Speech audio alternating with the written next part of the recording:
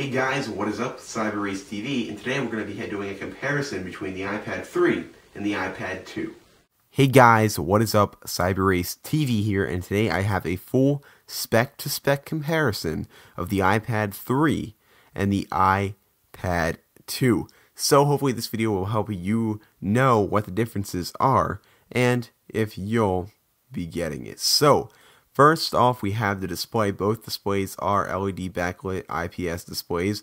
They are 9.7 inches. However, the resolution is where they differ. Now, the resolution of the iPad 2 is 1024 by 768, where the new iPad is double that and is considered a Retina display. Now, as far as the processor goes, the iPad 2 features a dual-core 1 GHz Apple A5, where the iPad 3 features a dual-core Apple A5X. Now, some people are saying that this is a quad-core processor, but I believe it is a dual-core. The graphics, however, are quad-core, and that's where we go next. Now, the graphics on the iPad 2 are not quad-core. They're probably dual-core, but the new iPad does have quad-core confirmed graphics. Now, as far as memory goes, apparently the whole RAM on the new iPad isn't announced yet, but we do have half a gig on the iPad 2, and I expect to hopefully see a gig on this one. As far as storage goes, you know the same. We got 16 gigabytes, 32 gigabytes, 64 gigabytes, both models all around.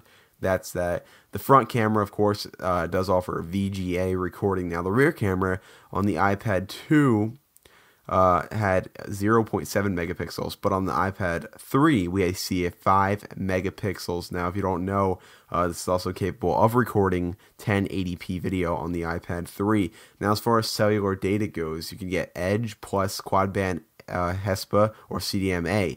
On this one, it is world ready, just like the iPhone 4S. You can use it all around the world. 3G HESPA plus DC HESPA, 4G LTE on AT&T and Verizon in North America. Next up, we have the gyroscope. They're both, and the accelerometer, both 3-axis on that. As far as the thickness of the device goes, we have the iPad 2, which comes in at 8.8 millimeters thick, and the iPad 3 actually has 9.4 millimeters, so it is a little thicker and a little heavier as well, coming in at 1.44 pounds, where the iPad 2 only has 1.33 pounds. Now, as far as weight goes, on both iPad 2 models, you have for the AT&T 1.35 pounds, where Verizon is 1.34 pounds. For the iPad 3, there's one thing, and that's 1.46 pounds. So as far as battery life goes, they say that rated 10 hours, and for this one, we see that it is still rated 10 hours, but 9 if you're on 4G. They also both have, Wi-Fi and digital compasses.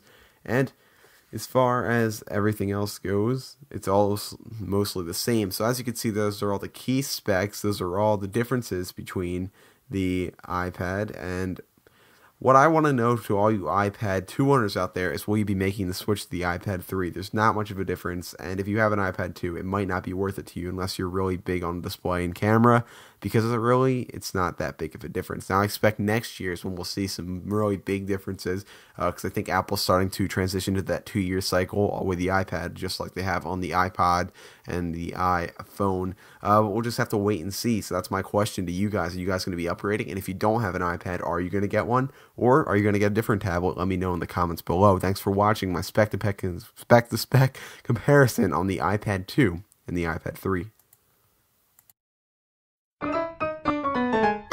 He's Cyber Race TV. Anything techie you need to know, he's the guy to see.